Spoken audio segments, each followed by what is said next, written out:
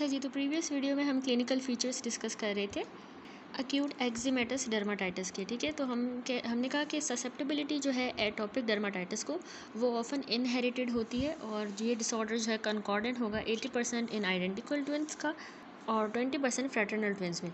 ये यूजुअली याद रखिएगा अर्ली चाइल्डहुड में प्रेजेंट करता है और रेमिट करेगा स्पॉन्टेनियसली जैसे ही पेशेंट मैच्योर होगा इनटू द एडल्ट। ठीक है, तो चिल्ड्रन जो है जिनको एटोपिक डर्माटाइटिस होती है तो उनको एस्थमा, एलर्जिक राइनाइटिस और एटोपिक डर्माटाइटिस, ठीक है, ये तीनों चीज़ें हैं। इसको हम एटोपिक ट्रायड कहते हैं। ये इस चिल्ड्रन को होता है एटोपिक ट्रायड, जिसमें एस्थमा, एलर्जिक राइनाइटिस और एटोपिक डर्माटाइटिस आ जाता है। रीसेंट जेनेटिक स्टडीज़ ने आइडेंटिफाई किया है पोलीमॉर्फिज्म्स को जो एसोसिएटेड होती है increase risk in the genes that encode the proteins involve in the keratinocyte barrier function. ऐसी प्रोटीन्स जो कि केराटिनोसाइड बैरियर फंक्शन में इन्वॉल्व होती हैं उसको कुछ जीन्स इनकोड करती हैं जो आइडेंटिफाई हुई हैं पॉलीमॉर्फिज्म में। ठीक है, पॉलीमॉर्फिज्म के साथ ये जीन्स एसोसिएटेड होते हैं और इसके अलावा ये इन्नेट इम्यूनिटी में भी इन्वॉल्व होते हैं प्रोटीन्स और टी सेल के फंक्शन में। ठीक है, तो उसके बाद अब थर्ड जो है हमारे पास अक्यूट इन्फ्लामेटरी डर्माटोसिस होती है एरिथमा मल्टीफॉर्म। एरिथमा मल्टीफॉर्म याद रखिएगा कैरेक्टराइज हुआ है कि इसमें एपिथेलियल इंजरी हो जाएगी जो कि मेडिएट होती है by skin homing CD8 cytotoxic T lymphocytes. ठीक है, स्किन में इनका होम होता है, स्किन में रहते हैं ये हमारे CD8 साइटोटॉक्सिक टी लिम्फोसाइट और इन्हीं की वजह से एपिथेलियल इंजरी हो जाएगी इस एरिथमा मल्टीफॉर्म में। ठीक है, यहाँ पे फिगर भी शोन है। तो ये एक अनकॉमन है condition, usually self limited disorder होता है जो कि हाइपर सेंसिटिविटी रिस्पॉन्स ही होता है किसी भी सर्टेन इन्फेक्शन या ड्रग के अगेंस्ट। ठीक है, एंटीसीडेंट इन्फेक्शंस में आ जाते हैं वो, हमने कहा ना इन्फेक्शन या ड्रग की वजह से होता है, तो इन्फेक्शन में हर्पी सिम्प्लेक्स, माइकोप्लाज्मा, कुछ फंजाई, जबकि इम्प्लिकेटेड ड्रग्स में आपने याद रखना है सल्फोनामाइड्स, पेनिसिलिन, सैलिसाइलेट्स, हाइडेंटॉइंस और एंटी मलेरियल्स, इनकी वजह से होगा। ठीक है, तो साइटोटॉक्सिक जो टी सेल का अटैक है ना वो इसमें बेजल सेल्स जो होते हैं हमारे कुटेनियस और म्यूकोजल एपिथीलिया में जो बेजल सेल्स हैं उनके अगेंस्ट ये टी सेल का अटैक फोकस्ड होता है। ठीक है, साइटोटॉक्सिक टी सेल्स का बेजल सेल्स के, तो ये प्रिज्यूमेबली हुआ है क्योंकि रिकॉग्निशन होती है स्टिल अननोन एंटीजेंस की, उसको रिकॉग्नाइज करके और फिर इसको डिस्ट्रॉय करेगी। तो certain human lymphocyte antigen HLA हैप्लोटाइप्स जो है वो एसोसिएटेड होते हैं इस डिजीज़ के साथ। तो इसमें मॉर्फोलॉजी में जो अफेक्टेड इंडिविजुअल होता है ना वो प्रेजेंट करता है वाइड अरे ऑफ लेजन्स के साथ, जिसमें मैक्यूल्स भी देखे हो सकते हैं, पेप्यूल्स, वेजिकल्स, बुल्ला। तो इसीलिए हम इसको मल्टीफॉर्म कहते हैं। ठीक है, मल्टीफॉर्म नाम इसी वजह से, मल्टीपल लेजन्स है। तो वेल डेवलप्ड जो लेशन होती है उसमें कैरेक्टरिस्टिक टारगेटॉइड अपीयरेंस होती है। यहाँ पे टारगेटॉइड अपीयरेंस दिखाई गई है 24.2A फिगर में। ये देखिए टारगेट की तरह की लेजन है जो कंसिस्ट करती है पेल सेंट्रल ब्लिस्टर होगा इसमें, या जोन होता है एपिडर्मल नेक्रोसिस का जो सराउंड हुआ है मैक्यूलर एरिथमा के साथ। ठीक है, बीच में जो है एक पेल सेंट्रल ब्लिस्टर है और साथ में एरिथमा के साथ वो सराउंड हुआ है, बीच में सेंट्रल ब्लिस्टर या एपिडर्मल नेक्रोसिस का जोन होगा। तो ये टारगेटॉइड अपीयरेंस होती है, इसमें कैरेक्टरिस्टिक होती है। अर्ली जो लेशंस होती है ना वो हमें सुपरफिशियल पेरीवास्कुलर लिम्फोसाइटिक इन्फिल्ट्रेट शो करती है। ठीक है, वेसल्स के अराउंड पेरीवास्कुलर जो एसोसिएटेड होगा साथ में डर्मल इडीमा के साथ। ठीक है, डर्मिस में भी इडीमा होगा और लिम्फोसाइट्स जो होते हैं ना उनकी मार्जिनेशन हो जाएगी along the dermo epidermal junction in intimate association with apoptotic keratinocytes. Apoptotic keratinocytes के साथ जो है हमारे जो लिम्फोसाइट्स हैं वो वहाँ पे मार्जिनेट करेंगे डर्मो एपिडर्मल जंक्शन पे। ठीक है, डर्मिस और एपिडर्मिस के। तो यहाँ जो बी फिगर है इसमें यही चीज़ दिखाई गई है। इसमें देखें तो अर्ली लेजन हमें शो कर रही है lymphocytes along with the dermo epidermal junction, यानी इस इंटरफेस डर्माटाइटिस हम इसको कहेंगे। ठीक है, यहाँ पे हमें मिल रहे हैं और ये साथ में एसोसिएटेड है स्कैटर्ड एपोप्टोटिक कैरेटिनोसाइट के साथ। ठीक है, एपोप्टोटिक कैरेटिनोसाइट्स भी हमें ये नज़र आ रहे हैं जो मार्क्ड हुए हैं by dark shrunken nuclei and eosinophilic cytoplasm. ठीक है, इनका जो है डार्क सा जो है श्रंक हो गया है बिल्कुल ये न्यूक्लिया, और जो है यूजिनोफिल हमें इसमें साइटोप्लाज्म पे मिल रहा है। अब टाइम के साथ साथ क्या होता है कि इसमें कन्फ्लुएंट जोन जो है बेजल एपिडर्मल नेक्रोसिस के अपीयर होंगे, बेजल, और कंकॉमिटेंट साथ में ब्लिस्टर फॉर्मेशन भी हो जाती है। इसके अलावा याद रखिएगा रेयरर और बहुत जो सिवियर और रेयर किस्म की जो इसकी फॉर्म है इस डिज़ीज़ की वो होती है टॉक्सिक एपिडर्मल नेक्रोलाइसिस। ठीक है, वो बहुत ही इसकी सिवियर और रेयर डिजीज़ है। उसमें ना नेक्रोसिस पूरी एक्सटेंड करेगी through the full thickness of the epithelium. पूरी में एक्सटेंड करेगी, उसको कहते हैं टॉक्सिक एपिडर्मल नेक्रोलाइसिस। क्लिनिकल फीचर्स पे आ जाएं इसके एरिथमा मल्टीफॉर्म के, तो याद रखिएगा एरिथमा मल्टीफॉर्म जो है इसको ब्रॉड रेंज ऑफ सिवियरिटी होती है। फॉर्म्स जो होती है ना इसकी ये एसोसिएटेड होती हैं, देखिए इन्फेक्शन के साथ मोस्ट कॉमनली ये हर्पीस वायरस की वजह से होता है, और इन्फेक्शन के साथ याद रखिएगा जो फॉर्म हो रही है वो लेस सिवियर है, ठीक है। कॉमनली हर्पीस वायरस की वजह से, तो लेकिन इन्फेक्शन की वजह से अगर ये हुआ है ना मल्टीफॉर्म एरिथमा, तो वो लेस सिवियर होता है। एरिथमा मल्टीफॉर्म ना दवाइयों की वजह से, मेडिकेशंस की वजह से प्रोग्रेस कर सकता है बहुत ही ज़्यादा सीरियस इरप्शंस की तरफ, जैसे इसकी वजह से स्टीवन जॉनसन सिंड्रोम हो सकता है, इवन टॉक्सिक एपिडर्मल नेक्रोलाइसिस हो सकती है। तो इस तरह की ये फॉर्म्स जो है स्टीवन जॉनसन सिंड्रोम और टॉक्सिक एपिडर्मल नेक्रोलाइसिस बहुत ही लाइफ थ्रेटनिंग कंडीशन है। ये स्लोइंग करवा सकती है, लार्ज पोर्शन ऑफ एपिडर्मिस की उतरना शुरू हो जाएगी, स्लॉड ऑफ होगी, जिसकी वजह से पेशेंट का फ्लूइड लॉस होगा और इन्फेक्शन की कॉम्प्लिकेशन होगी, वैसे ही जिस तरह बर्न वाले जो पेशेंट होते हैं उनको कॉम्प्लिकेशन होती है, ठीक है। That's it. नेक्स्ट अब इस चैप्टर का अगला टॉपिक करेंगे हम क्रोनिक इन्फ्लामेटरी डर्माटोसिस। इसमें हम सोरियासिस, लाइकन प्लानस और लाइकन सिम्प्लेक्स क्रोनिकस डिस्कस करेंगे। तो सबसे पहले क्रोनिक इन्फ्लामेटरी डर्माटोसिस, याद रखिएगा ये असल में नाम से पता चला क्रोनिक है, तो ये परसिस्टेंट स्किन की कंडीशन होती है जो कि एग्जिबिट करेंगी their most characteristic feature over many month से लेकर सालों तक। तो आल्दो ये बिगिन होंगी एक अक्यूट स्टेज की तरह, लेकिन आगे जाके क्रोनिक में चली जाती है। तो स्किन का जो सरफेस होता है ना मोस्ट ऑफ इस तरह की क्रोनिक इन्फ्लामेटरी डर्माटोसिस में, वो रफ हो जाता है स्किन का सरफेस, क्योंकि बहुत ज़्यादा एक्सेसिव और एबनॉर्मल स्केल फॉर्मेशन हो रही है और उसकी शेडिंग भी हो रही है, यानी डीस्क्वामेशन उतर रही है स्किन स्केल फॉर्मेशन, उसकी वजह से रफन हो जाता है, ठीक है। सबसे पहले ये सोरियासिस, फिगर भी देखिए साथ साथ। सोरियासिस जो है ये बहुत ही कॉमन क्रोनिक इन्फ्लामेटरी डर्माटोसिस होती है, जो कि 1% से 2% जो इंडिविजुअल्स हैं जो यूएस में रहते हैं उनको अफेक्ट करती है। रिसेंट एपिडेमियोलॉजिक स्टडीज़ ने शोन किया है कि सोरियासिस जो है वो एसोसिएटेड होता है increase risk of heart attack के साथ, स्ट्रोक हो सकता है पेशेंट को, और ये जो रिलेशनशिप है ये क्रोनिक इन्फ्लामेटरी स्टेट की वजह से है। सोरियासिस जो है ना 10% पेशेंट में साथ में आर्थराइटिस के साथ भी एसोसिएटेड होता है, ठीक है। इनको आर्थराइटिस भी होगा जो कुछ केसेस में बहुत सीवियर किस्म का हो सकता है। पैथोजेनेसिस किस तरह होती है ये? सोरियासिस भी एक T cell mediated inflammatory disease होती है, याद रखिएगा, जो कि प्रिज्यूम होती है कि ये ऑटो इम्यून ओरिजिन की है, ठीक है, टी सेल मेडिएटेड है। तो ऑल्दो इसमें जो एंटीजेंस हैं वो इतने वेल डिस्क्राइब नहीं हुए। दोनों इसमें HLA टाइप्स भी और बाकी ससेप्टेबिलिटी लोकाई होते हैं, तो जेनेटिक यानी, और दोनों जेनेटिक भी और इन्वायरमेंटल फैक्टर इसके रिस्क को कंट्रीब्यूट करती हैं। ये अनक्लियर है कि वेदर इसमें जो इंसाइटिंग एजेंट होता है वो अपना ही सेल्फ एंटीजन है या कोई इन्वायरमेंटल एंटीजन की वजह से ये होती है, या किसी combination of the self antigen या इन्वायरमेंटल कॉम्बिनेशन, हमें नहीं पता, ठीक है। तो सेंसिटाइज जो पॉपुलेशन है टी सेल्स की होम टू द डर्मिस, ठीक है, वो सेंसिटाइज हुई हुई हमारी डर्मिस में, पेशेंट की डर्मिस में होंगे वो टी सेल्स, जिसमें CD4 plus T helper 17 cells आ जाते हैं, और इसके अलावा टी हेल्पर 1 सेल्स, और इसके अलावा CD8 प्लस टी सेल, ठीक है। तो सेल्स याद रखिएगा ये इसमें जो है डर्मिस में होंगे, सेंसिटाइज्ड होंगे और एक्यूमुलेट कर जाएंगे एपिडर्मिस के अंदर। तो इस तरह के जो सेल्स हैं ना ये सिक्रीट करेंगे कुछ साइटोकाइंस और ग्रोथ फैक्टर्स, जो क्या करवाएंगे, केराटिनोसाइट की हाइपर प्रोलिफरेशन करवा देंगे। तो उसके नतीजे में हमें ये इस तरह की कैरेक्टरिस्टिक लेशन मिलती है, देखिए, केराटिनोसाइट की हाइपर प्रोलिफरेशन की वजह से। अब सोरियाटिक जो लेशंस होती है याद रखिएगा वो इंड्यूस हो सकती हैं ससेप्टेबल इंडिविजुअल्स में लोकल ट्रॉमा की वजह से। इसको हम कहते हैं कॉबिनर फिनोमेना, यानी लोकल ट्रॉमा की वजह से इस तरह की जो है ससेप्टेबल इंडिविजुअल में सोरियाटिक लेशंस हो जाए, तो ये इंड्यूस करवा सकती है लोकल इन्फ्लामेटरी रिस्पॉन्स, जो कि फर्दर प्रोमोट करेगा लेशन की डेवलपमेंट। तो जिनोम वाइड एसोसिएशन स्टडीज़ गुआस जो है इन्होंने जो है लिंक किया है increase risk for psoriasis to polymorphism in HLA loci में, अगर पोलीमॉर्फिज्म आ जाए, या जीन्स में जो कि अफेक्ट करें एंटीजन प्रेजेंटेशन को, tumour necrotic factor, signalling, skin barrier का फंक्शन, ठीक है, ये भी जो है इनको भी HLA लोकाई और जीन्स जो है अफेक्ट करेंगे, ठीक है, एंटीजन के प्रेजेंटेशन को, TNF सिग्नलिंग को और स्किन बैरियर के फंक्शन को। तो इस तरह का हमें पॉलीमॉर्फिज्म उन जीन्स में या HLA लोकाई में भी मिलता है। सेवरल लोकाई आल्सो एसोसिएटेड होते हैं with the development of psoriatic arthritis. ये बहुत ही जो है मोर सिवियर कॉम्प्लिकेशन होती है इस डिजीज़ की अगर इसमें आर्थराइटिस हो जाता है।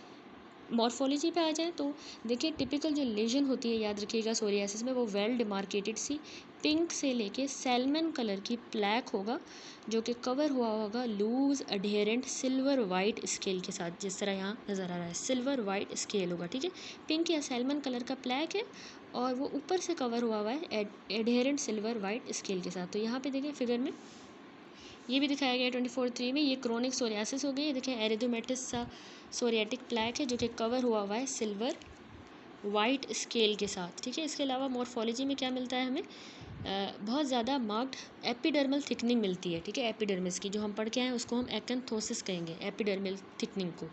साथ में हमें रेगुलर डाउनवर्ड इलोंगेशन मिलेगी रीटी रिजिस की, जो एक पार्ट होता है इसका डर्मिस का, रीटी रिजिस, उनकी बहुत ज़्यादा डाउनवर्ड इलोंगेशन हो जाएगी। तो इसमें फिगर में देखिए, बी फिगर में यहाँ पे दिखाया गया है माइक्रोस्कोपिक एग्जामिनेशन, ठीक है, जिसमें बहुत ज़्यादा मार्क्ड हमें एपिडर्मल हाइपरप्लेजिया मिल रहा है। और इसके अलावा देखिए डाउनवर्ड जो है वो एक्सटेंशन हो गई है रीटी रिजिस की, तो ये सोरियासिफॉर्म हाइपरप्लेजिया कहलाता है, सोरियासिफॉर्म हाइपरप्लेजिया। इसके अलावा प्रोमिनेंट हमें पैराकेराटोटिक स्केल भी नज़र आ रहा है विद द इनफिल्ट्रेटिंग न्यूट्रोफिल्स के साथ।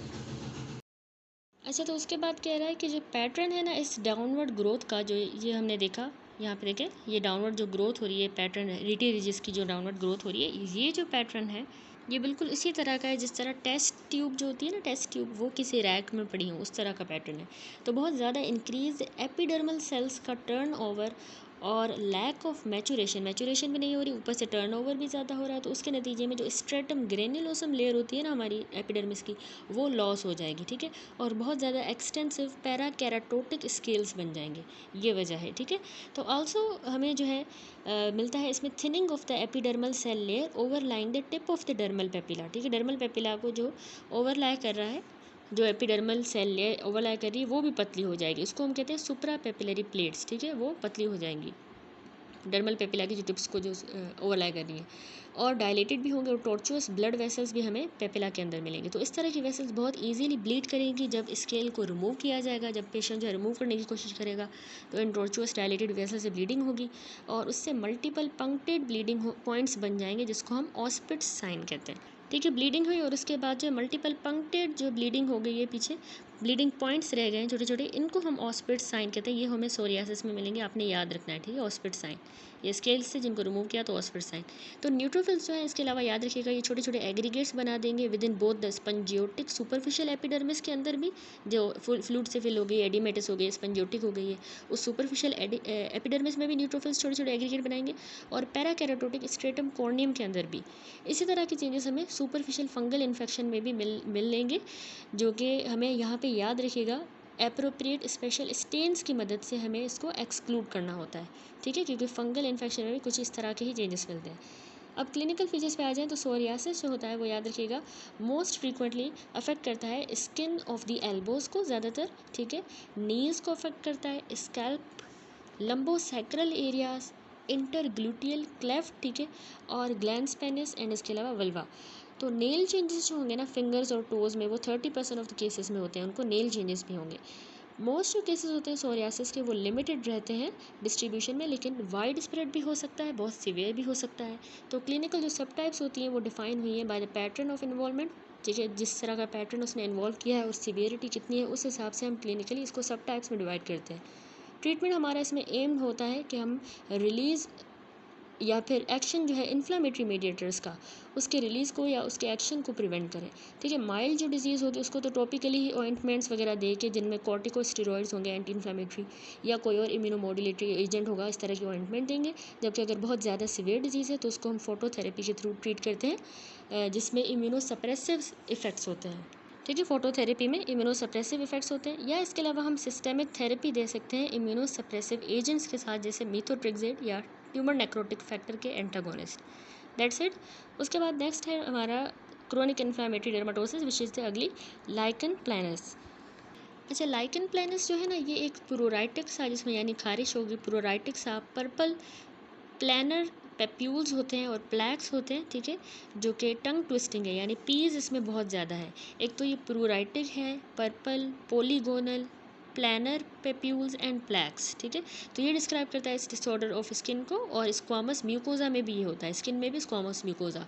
तो ये जो लेजन है ना ये रिजल्ट करती है जब इसमें याद रखिएगा CD8 T cell mediated cytotoxic response हो जाता है अगेंस्ट द एंटीजन, जो वही बेजल सेल लेयर के अंदर एंटीजेंस मौजूद हैं और डर्मो एपिडर्मल जंक्शन पे, ठीक है, जो अननोन मैकेनिज्म के थ्रू प्रोड्यूस होते हैं ये एंटीजेंस, और परहैप्स ये किसी वायरल इन्फेक्शन का या किसी ड्रग के एक्सपोजर की वजह से उसका कॉन्सिक्वेंस होते हैं, ठीक है। ये एंटीजेंस यहाँ बेजल लेयर में और डर्मो एपिडर्मल जंक्शन पे प्रोड्यूस होते हैं और उसकी वजह से फिर CD8 T cell mediated cytotoxic response होता है।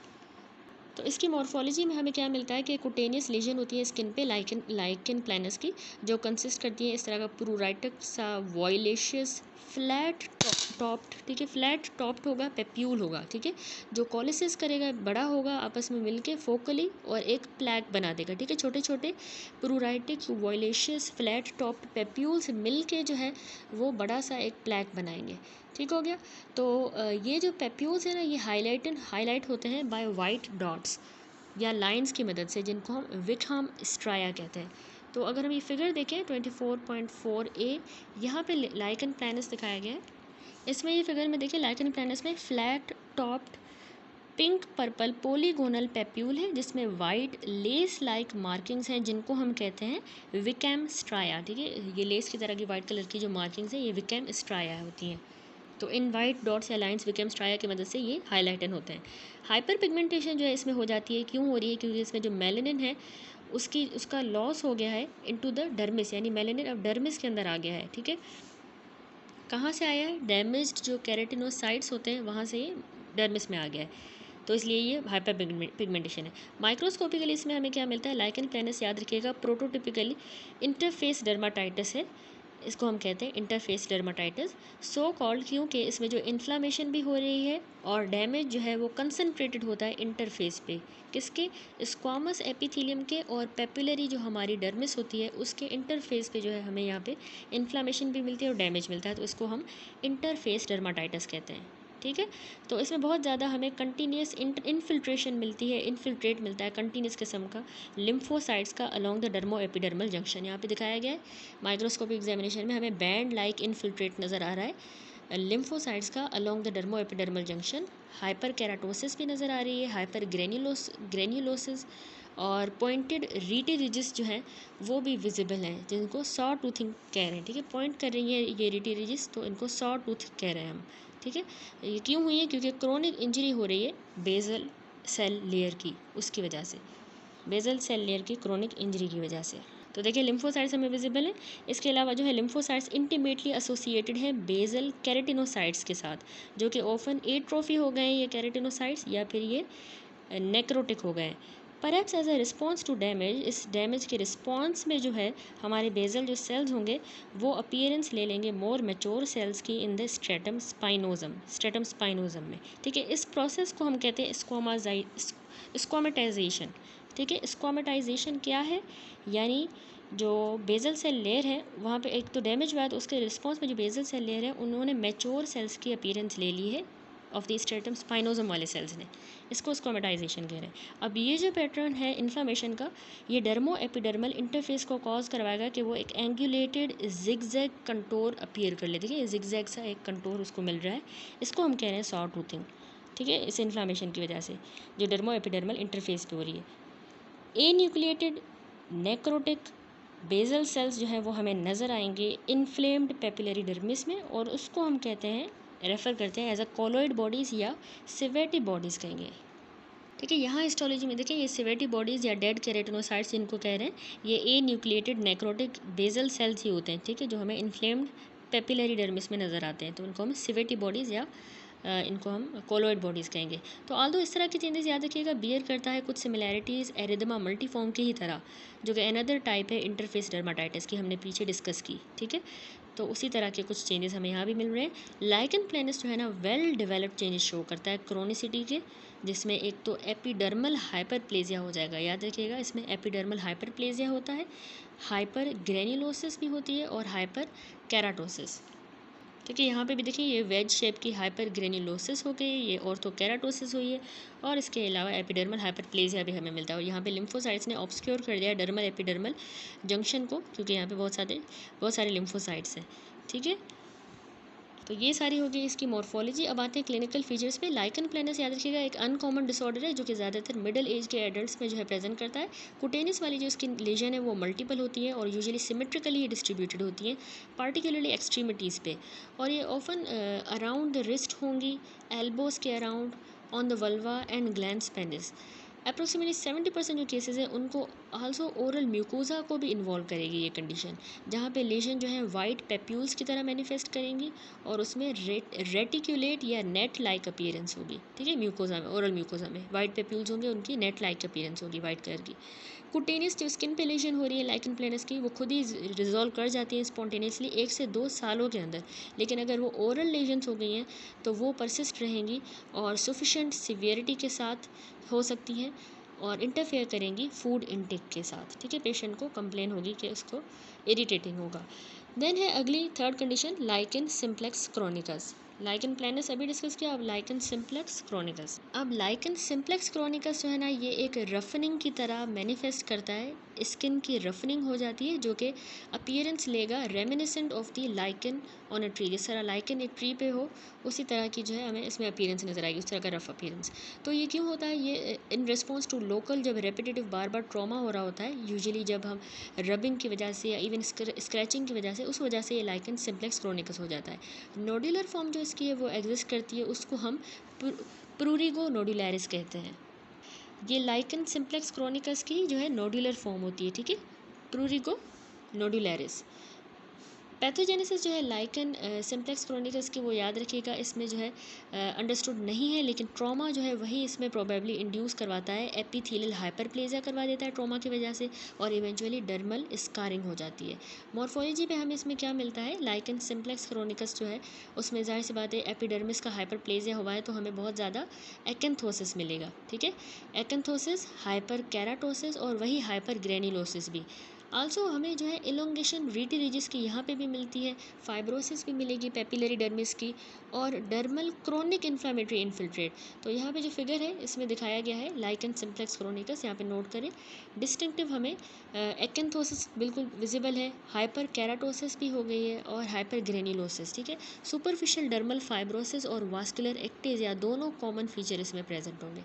वास्कुलर एक्टेजिया भी हो रहा है और सुपरफिशियल डर्मल फाइब्रोसिस। तो अब क्लिनिक, इसके अलावा जो है ऑफ इंटरेस्ट, इस तरह की जो लेजन होती है ना, याद रखिएगा ये बिल्कुल सिमिलर है अपीयरेंस में नॉर्मल वोलार पाम्स और सोल्स, जिस तरह होती है वोलार पाम्स एंड सोल्स, वोलार साइड जो होती है नॉर्मली उसी तरह की ही ये लगती है।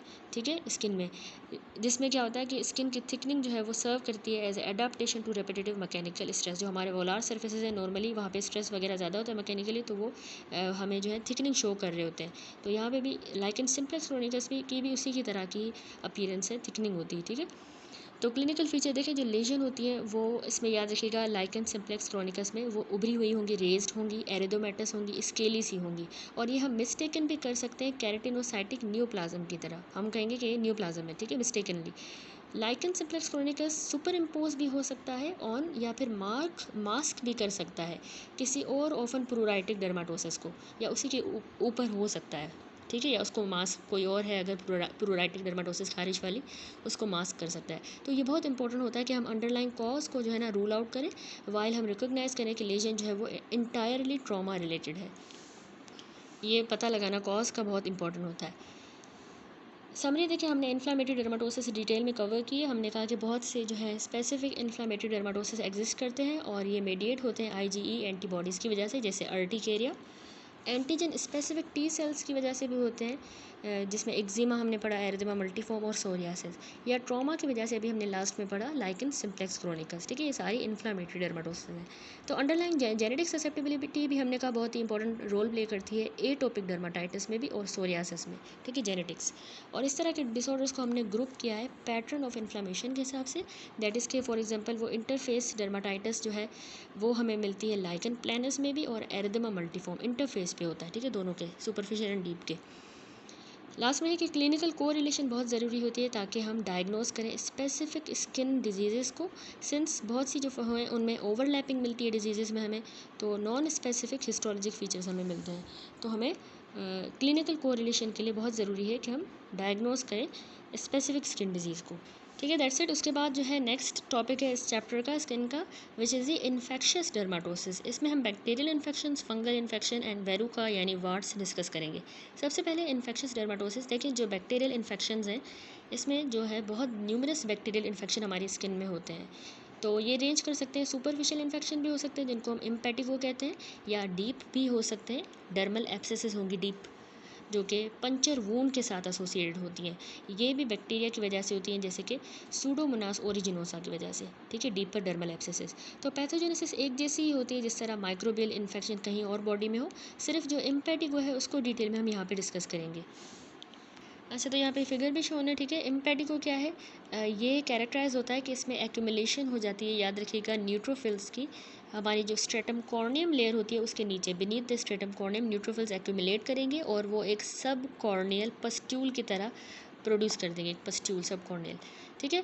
Non specific reactive epidermal alternation और सुपरफिशियल डर्मल इन्फ्लामेशन, ठीक है। एपिडर्मल जो है हमें रिएक्टिव किस्म का वहाँ पे नॉन स्पेसिफिक मिल रहा है रिएक्शन, और सुपरफिशियली हमें डर्मल इन्फ्लामेशन मिल रही है। ये अकम्पनी करेंगे इस तरह की फाइंडिंग्स को। तो बैक्टीरियल कोकाई याद रखिएगा हमें सुपरफिशियल एपिडर्मिस में नज़र आएंगे ग्राम स्टेन के थ्रू। क्लिनिकल फीचर्स में इम्पेटिको जो है one of the most common bacterial infection है स्किन का, जो कि प्राइमरीली हमें बच्चों में मिलता है, ठीक है। इसमें कॉजेटिव ऑर्गेनिज्म स्टेफिलोकोकस ओरियस होता है, या लेस कॉमनली स्ट्रेप्टोकोकस पायोजेनिस की वजह से भी होता है, और टिपिकली ये डायरेक्ट कॉन्टैक्ट किसी सोर्स के साथ अगर हो जाए उस वजह से एक्वायर होगा। तो इम्पेटिको ऑफन बिगिन करेगा एक छोटी सी पहले सिंगल स्मॉल सा मैक्यूल होगा, यूजुअली किसी एक्सट्रीमिटी पे या इवन फेस पे हो सकता है ये मैक्यूल, और नियर द नोज़ या फिर माउथ होगा, जो रैपिडली फिर इवॉल्व करेगा एक बड़ी लेजन में, ठीक है। इसमें से फिर बड़ी लेजन बनेगी। तो यहाँ पे फिगर में भी शोन है, ये इम्पेटिगो है चाइल्ड की आर्म पे जो इन्वॉल्व कर रही है सुपरफिशियल इन्वॉल्व हुई है सुपरफिशियल बैक्टीरियल इन्फेक्शन की वजह से। इसमें देखिए हमें characteristic erythematous scab like lesion नज़र आ रही है, स्कैब की तरह क्रस्टेड है ड्राइड सीरम के साथ, ठीक है। सीरम जो इसमें खुश्क हो गया, ड्राई हो गया, और स्कैब की तरह हमें मिल रहा है। तो ये आर्म वगैरह पे पहले हो सकता है, एक्सट्रीमिटी पे, या फिर इवन फेस पे नियर द नोज़ या माउथ, जो कि रैपिडली इवॉल्व करेगा, फिर बड़ी लेजन हो जाएगी।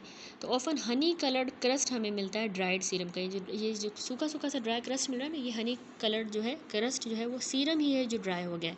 तो इंडिविजुअल्स जो कि कॉलोनाइज होते हैं स्टेफिलोकोकस ऑरियस की वजह से या स्ट्रेप्टोकोकस पायोजेनिस से, जो कॉलोनाइज हुए होते हैं यूजुअली जिनके नेज़ल या एनल एरिया में कॉलोनाइजेशन होती है, तो वो ज़्यादा लाइकली है कि अफेक्ट हों इस इम्पेटिगो से। लेस कॉमन जो बुल्लस फॉर्म होती है चाइल्डहुड इम्पेटिगो की, वो मिमिक कर सकती है ऑटो इम्यून ब्लिस्टरिंग डिसऑर्डर को, ठीक है। ऐसा लगेगा कि वो ऑटो इम्यून ब्लिस्टरिंग डिसऑर्डर है, एक इसकी बुल्लस फॉर्म भी होती है, वो लेस कॉमन है, यहाँ पे फिगर में देखें शॉन है। तो ऐसा हमें लगेगा कि ये ऑटो इम्यून ब्लिस्टरिंग डिसऑर्डर है, जबकि वो इम्पेटिगो हो सकता है। नेक्स्ट आता है फंगल इन्फेक्शंस। अच्छा, तो फंगल इन्फेक्शंस जो है ना वो वेरिड होते हैं, रेंज कर सकते हैं कि उसमें सुपरफिशियल इन्फेक्शन हो सकता है टीनिया या कैंडिडिया स्पीशीज़ के साथ, या इवन लाइफ थ्रेटनिंग किस्म का एस्परजिलस स्पीशीज़ का इन्फेक्शन भी हो सकता है इम्यूनो सप्रेस्ड वाले इंडिविजुअल्स में। तो फंगल इन्फेक्शन जो है वो सुपरफिशियल भी हो सकते हैं स्ट्रेटम कॉर्नियम में, जो हेयर्स और नेल्स में होता है, डीप भी हो सकते हैं जो डर्मिस या सबक्यूटिस में होता है, या इवन सिस्टेमिकली भी हो सकता है, जो लास्ट टाइप अराइज करती है हेमाटोजेनस स्प्रेड के थ्रू, वो हेमाटोजेनसली भी हो सकता है, स्पेशली इम्यूनो कॉम्प्रोमाइज्ड पेशेंट्स में। अब हिस्टोलॉजिक जो हमारे पास मॉर्फोलॉजी में जो हिस्टोलॉजिक अपीयरेंस होगी फंगल इन्फेक्शन की, वो ऑर्गेनिज्म पे वेरी करती है, होस्ट के रिस्पॉन्स पे भी, और डिग्री ऑफ सुपर इन्फेक्शन पे। जो सुपरफिशियल वाले इन्फेक्शन हुए वो आपने याद रखना है कि उनमें हमें न्यूट्रोफिल्स का इन्फिल्ट्रेट मिलता है एपिडर्मिस के अंदर, ठीक है, वो सुपरफिशियल वाले हैं। तो एपिडर्मिस में ही मिलेगा सिर्फ न्यूट्रोफिल का इन्फिल्ट्रेट। डीप फंगल इन्फेक्शन में बहुत ज़्यादा ग्रेटर टिश्यू डैमेज हो जाता है, और ऑफन एक ग्रेनुलोमेटस रिस्पॉन्स एलिसाइड करवाएगा। एस्परजिलस जो है ये एंजियो इन्वेजिव हो सकता है, यानी इवन ये ब्लड वेसल्स को इन्वेड करता है। एस्परजिलस बहुत खतरनाक है, ठीक है। PAS पीरियोडिक एसिड शिफ्ट स्टेन और गोमोरी मेथिनामीन जो सिल्वर स्टेन्स होते हैं, ये बहुत ही हेल्पफुल रहते हैं ताकि हम फंगल ऑर्गेनिज्म को आइडेंटिफाई करें। तो क्लिनिकल फीचर देखें, जो सुपरफिशियल इन्फेक्शंस होते हैं, सुपरफिशियल जो होंगे इन्फेक्शन, वो यूजुअली एक एरिदोमेटस किस्म का मैक्यूल प्रोड्यूस करेंगे with in the superficial scale, जो कि प्रूराइटिक हो सकता है, यानी इसमें पेशेंट को खारिश होगी। जबकि जो डीप इन्फेक्शन होगा ना, जिस तरह एस्परजिलस में हो रहा है, तो उसमें हमें एरिदोमेटस तो मिलेगा, साथ में नोड्यूलर, और कभी कभार वो लोकल हेमरेज के साथ भी एसोसिएटेड हो सकता है, ठीक है, डीप वाला, ठीक है। एरिदोमेटस होगा, हेमरेज होगा, और नोड्यूलर होगा। सुपरफिशियल वाले जो फंगल इन्फेक्शन है उनमें हमें एक एन्यूलर अपीयरेंस मिलती है, देखिए सर्कल बना हुआ है। हाउएवर ये लेजन जो है इंड्यूस करवा सकती हैं, जो ऐसा मिमिक करेंगी कि हमें कोई बाकी जो सोरियासिफॉर्म या एक्जिमेटस डर्माटोसिस है उस तरह का ये नज़र आएगा, क्योंकि एन्यूलर है, उसी तरह की देखिए अपीयरेंस है। तो ये बहुत इंपॉर्टेंट होता है कि हम कंसीडर करें पॉसिबिलिटी फंगल इन्फेक्शन की जब इस तरह की डिफरेंशियल डायग्नोसिस हो, सोरियासिस की या एक्जिमेटस डर्माटोसिस की, ठीक है। तो डिफरेंशियल में ये हमारे होनी चाहिए, क्योंकि दिखने में तकरीबन लेजन जो है एक जैसी है। फिर फर्दर जो हम इन्वेस्टिगेशंस वगैरह करवाते हैं फिर हमें कंफर्म होता है। तो नेक्स्ट आता है हमारे पास वेरुका यानी वार्ड्स। वेरुका या वार्ड्स जो होते हैं ये असल में प्रोलिफरेटिव ही लीजन होती है। प्रोलिफरेटिव जो स्क्वामस एपिथेलियल सेल्स की ये प्रोलिफरेटिव लीजन है। क्यों हुई है? ह्यूमन पेपिलोमा वायरस की वजह से। बहुत ही कॉमन है बच्चों में और एडोलेसेंट्स में, लेकिन ये किसी भी एज ग्रुप में एक्वायर हो सकती है। ह्यूमन पेपिलोमा वायरस का इन्फेक्शन यूजुअली स्टेम करता है जब डायरेक्ट कांटेक्ट हो जाए इन्फेक्टेड इंडिविजुअल के साथ या ऑटो इनोकुलेशन के थ्रू।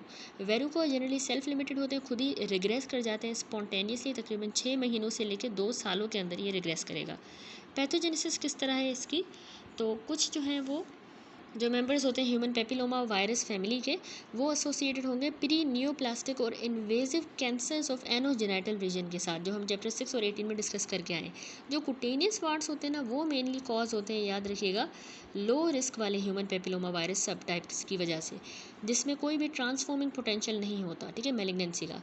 तो हाई रिस्क वाले ह्यूमन पेपिलोमा वायरस की तरह ये लो रिस्क वाले वायरसेस जो हैं, इनमें भी वायरल E6 और E7 ऑन्कोप्रोटीन एक्सप्रेस हो रही होती है, जो डिसरेगुलेटेड एपिडर्मल सेल ग्रोथ करवाएंगे और सर्वाइवल बढ़ा देंगे।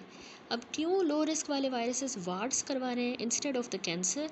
तो ये लाइकली है क्योंकि स्ट्रक्चरल वेरिएशन आ जाती है E6 और E7 प्रोटीन्स में, जो जाके अफेक्ट करेगी उनके इंटरेक्शन को विद दी होस्ट प्रोटीन, ठीक है, उनका इंटरेक्शन होस्ट प्रोटीन के साथ जो है उसको अफेक्ट करेंगी। अब क्योंकि जो ग्रोथ होती है वार्ड्स की वो नॉर्मली हाल्ट हो जाती है इम्यून रिस्पॉन्स की वजह से, तो इम्यूनो डेफिशिएंसी जो है ना, ये एसोसिएटेड होती है मोर न्यूमरस और लार्जर वेरुका के साथ। जो लार्जर और बहुत ज़्यादा जो होंगे उनमें पेशेंट को इम्यूनो डेफिशिएंसी होगी, ठीक है। तो मॉर्फोलॉजी देखिए, डिफरेंट तरह के जो वार्ड्स होते हैं उसमें वो आइडेंटिफाई हुए हैं on the basis of their gross appearance के हिसाब से, ठीक है, और लोकेशन के हिसाब से भी, और जनरली ये distinct type of human papilloma virus की वजह से होते हैं। वेरुका वल्गैरिस फिगर भी देखें, वेरुका वल्गैरिस यहाँ पे ए फिगर में शो है। अब ये वाली जो टाइप होती है ना, मोस्ट कॉमन टाइप है वार्ड की, और ये कहीं पे भी हो सकती है, लेकिन ज़्यादातर मोस्ट फ्रिक्वेंटली याद रखिएगा हैंड्स पे मिलती है, पार्टिकुलरली जो डोर्सल सरफेस है वहाँ पे, और पेरीअंगल एरियाज़ में, ठीक है, जहाँ पे ये एक ग्रे वाइट से लेके टैन कलर के फ्लैट या कन्वेक्स, फ्लैट से लेके कन्वेक्स 0.1 से 1 सेंटीमीटर का पेप्यूल्स होंगे। रफ़ पेबल की तरह की इनकी सरफेस होगी, ठीक है, जिस तरह पेबल्स पत्थर होते हैं ना स्मूथ से, उनकी तरह की ये रफ़ पेबल लाइक सरफेस होगा। तो ये है वेरुका वल्गैरिस, याद रखिएगा। दूसरा होता है ये वेरुका प्लाना, ठीक है। वेरुका प्लाना जो है आपने याद रखना है कि इसको हम फ्लैट वार्ड भी कहते हैं। ये बहुत ही कॉमन फेस पे होता है, या जो डोर्सल सरफेस है हैंड्स का उन पे भी ये हो सकता है। तो इस तरह के वार्ड्स फ्लैट होंगे, स्मूथ होंगे, टैन कलर के ये मैक्यूल्स होंगे, ठीक है। वहाँ पे जो है वो पेप्यूल था, ये मैक्यूल्स है। देन है वेरुका प्लांटेरिस या वेरुका पामरिस, अगर पाम पे होगा तो पामरिस, ठीक है।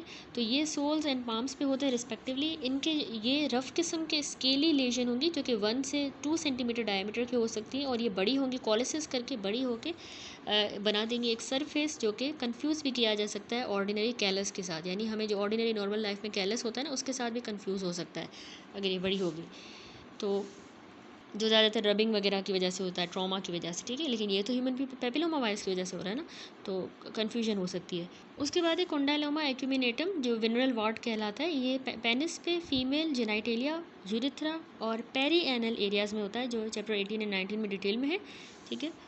तो अब आ जाए हिस्टोलॉजिक फीचर्स पे। ये कॉमन होते हैं वेरुका में, सारी टाइप्स में। इसमें होता है कि हमें एपिडर्मल हाइपरप्लेजिया मिलेगा, एपिडर्मल, ठीक है, हाइपरप्लेजिया, जो कि ऑफन अनड्यूलेंट होगा इन कैरेक्टर। सो कॉल्ड वेरुकोस या पेपिलोमेटस एपिडर्मल हाइपरप्लेजिया हम इसको कहते हैं। तो यहाँ पे जो है टॉप पैनल में देखें, ठीक है, यहाँ दिखाया गया है बी फिगर में, माइक्रोस्कोपिकली कॉमन वार्ड्स में हमें जोन्स मिलते हैं पेपिलरी एपिडर्मल प्रोलिफरेशन के, जो कि ऑफन रेडिएट करेगा ऐसे सिमेट्रिकली, ठीक है, like the points of a crown, ठीक है, ताज की तरह, एक क्राउन की तरह ये पेपिलरी एपिडर्मल प्रोलिफरेशन जो है वो रेडिएट कर रही है, ठीक है, टॉप में। इसके अलावा हिस्टोलॉजी में हमें साइटोप्लाज्मिक वैक्यूलाइजेशन मिलती है, उसको हम कहते हैं कोइलोसाइटोसिस। याद रखिएगा, कोइलोसाइटोसिस क्या होता है? ये असल में साइटोप्लाज्मिक वैक्यूलाइजेशन होगी, जो प्रेफरेंशियली इन्वॉल्व करती है मोर सुपरफिशियल वाली एपिडर्मल लेयर को, तो प्रोड्यूस करेगी halos of pallor surrounding the infected nuclei, ठीक है। एक पेलार, पेल किस्म का एक हैलो होगा जो न्यूक्लिया को सराउंड करेगा। ये कोइलोसाइटोसिस में होता है वैक्यूलाइजेशन की वजह से, ठीक है। इन्फेक्टेड सेल्स जो है ना वो हमें डेमोन्स्ट्रेट कर सकते हैं प्रोमिनेंट केरेटोहाइलिन ग्रेन्यूल्स, वहाँ पे उनमें ग्रेन्यूल्स मिलेंगे हमें केरेटोहाइलिन के, और जैग्ड यूजिनोफिलिक इंट्रासाइटोप्लाज्मिक प्रोटीन के एग्रीगेट्स होंगे जो कि इम्पेयर्ड मैचुरेशन की वजह से। तो इस बॉटम पैनल में देखें, यहाँ पे दिखाया गया है पेलार या हेलोस जो कि न्यूक्लिया के बिल्कुल अराउंड है। प्रोमिनेंट हमें केरेटोहाइलिन भी नज़र आ रहा है, ग्रेन्यूल्स, ठीक है, और रिलेटेड साइटोपैथिक चेंजेस भी हमें हायर मैग्नीफिकेशन पे मिल रही हैं। That's it. यहाँ पे ये भी टॉपिक कंप्लीट हुआ इस चैप्टर का। नेक्स्ट वीडियो से इंशाल्लाह हम स्टार्ट करेंगे ब्लिस्टरिंग या बुल्लस डिसऑर्डर्स।